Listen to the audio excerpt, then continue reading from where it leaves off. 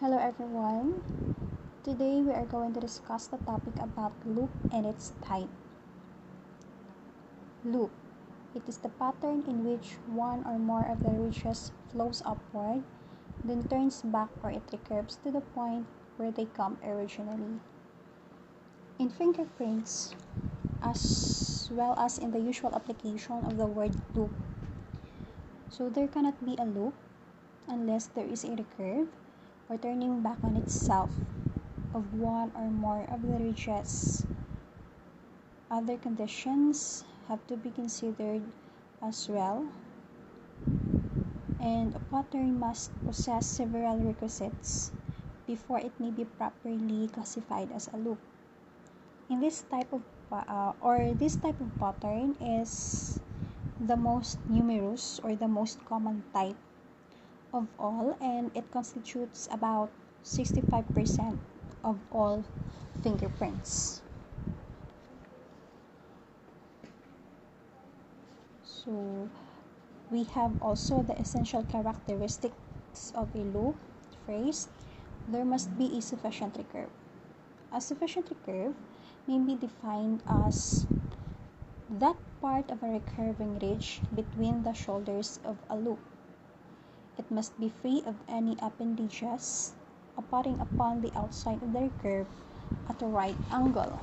So, appendages, these are the short ridges at the top or summit of a recurve, usually at the right angle. Next, there must be a focal point such as delta and core. Then there must be a ridge count of at least 1 between the delta and the core.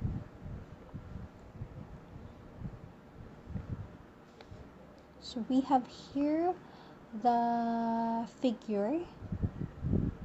It is presented here that there is a ridge marked letter A.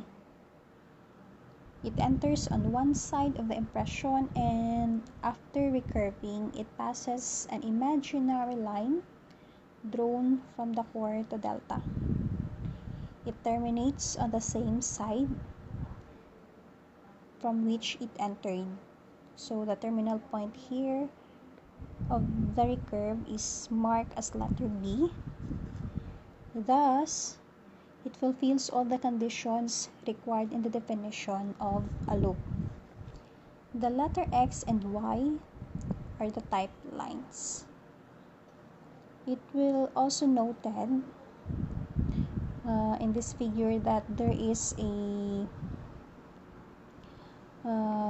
ridge which enters on one side of the impression.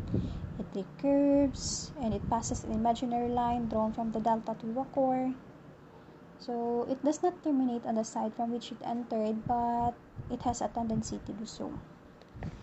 In this case, all the requirements of the loop have been met, and consequently it is classified as a loop. There are two kinds of loop. First is the ulnar loop. A loop is ulnar when the opening end of the loop bridge point in the direction of the little finger of either the left or right hand.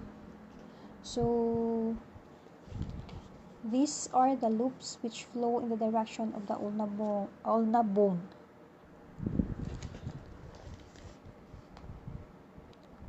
It is also says that when loop enters and exits from the pinky finger, the pattern will always be an ulnar loop.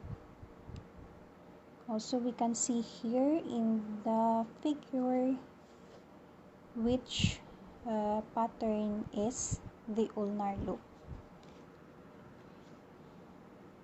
Next, radial loop.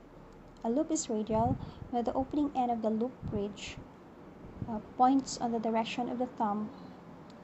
It's either the left or the right hand. These are also the loops which flow in the direction of the radius bone. So as you can see in this figure, we have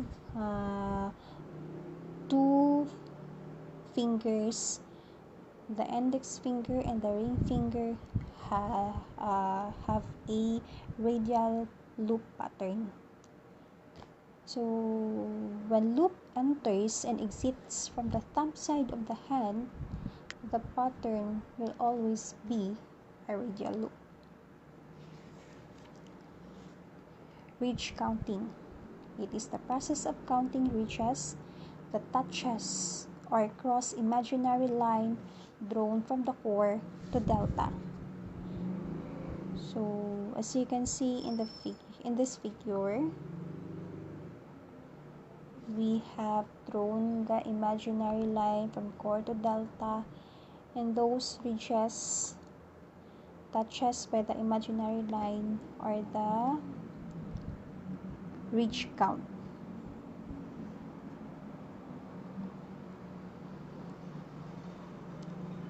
Steps in ridge counting the loop pattern. First, locate the focal points, the delta and core. Then, draw an imaginary line from the core to delta and count the ridges that pass through it.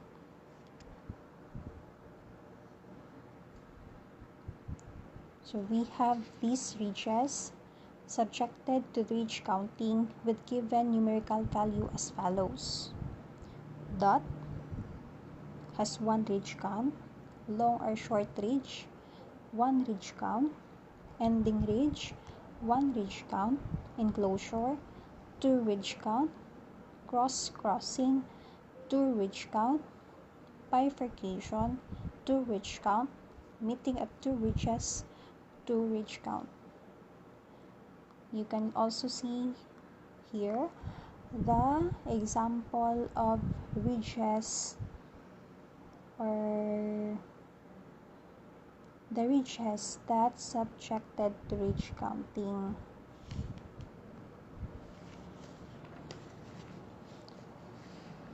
Also in this figure, it is presented a sketch reflecting the various type of ridges which the classifier will encounter when engaging in counting loop patterns.